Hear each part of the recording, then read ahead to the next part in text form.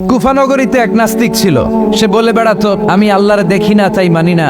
কুফানগরীর লোকজন বলে, আমাদের এক ইমাম আছে নাম নু'মান ইবনে সাবিত, ওনার সাথে বসলে তুমি আল্লাহরে দেখতে পাবা। সে বলে, তাই তাহলে তোমাদের ইমামকে ডাকো।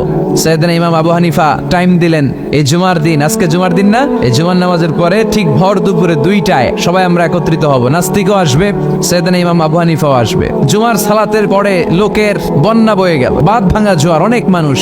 নাস্তিক এসেছে, লক্ষ লক্ষ লোক এসেছে, আসে নাই ইমাম আবু হানিফা। আসে না আধা ঘন্টা, 1 ঘন্টা, 2 ঘন্টা পরে আসছে। নাস্তিক বলে, এই তোমাদের ইমাম যার কোনো সময়ের জ্ঞানই নাই, এর সাথে কিসের তর্ক? সাইয়েদনা ইমাম আবু হানিফা বলে, ইনদি উযর, আমার ওজর আছে। কি ওজর? সাইয়েদনা ইমাম আবু হানিফা বলেন, আমি ঘর থেকে বের হয়ে আসার পথে একটা নদী পার হয়ে আসতে হয়। আজকে এসে দেখি নদীর মধ্যে কোনো মানুষ টানুষ নাই, নৌকা নাই, মাঝি নাই, কিচ্ছু নাই। তো হঠাৎ দেখলাম পাশে বিশাল বড় একটা গাছ। এই গাছটা এমনি এমনি 2 ভাগ হয়ে গেল। হঠাৎ গাছ থেকে এমনি এমনি লম্বা তক্তা হয়ে গেল, এমনি এমনি তক্তাগুলো জোড়া লেগে নৌকা হয়ে গেল। আর নৌকা আমার সামনে আসলো, মাঝি ছাড়া, লগি বৈঠা ছাড়া। আমি নৌকায় যেয়ে বসলাম, নৌকাটা আমার নিয়ে টান দিয়ে সাঁ করে ওপার নিয়ে গেল। তো এই যে এই কাজগুলো আর প্রসেসিং গুলো হতে আমার 2 ঘন্টা সময় লেগেছে। নাস্তিক কয়, তগ ইমাম গাঞ্জা খাইছে, মাথার তার ছিঁড়া গেছে, নাহলে কোনো সুস্থ মানুষ এই কথা বলতে পারে? এমনি এমনি নাকি গাছ ভেঙে তক্তা হয়, এমনি এমনি নাকি তক্তা লেগে নৌকা হয়, এমনি এমনি নাকি মাঝি ছাড়া নৌকা চলে।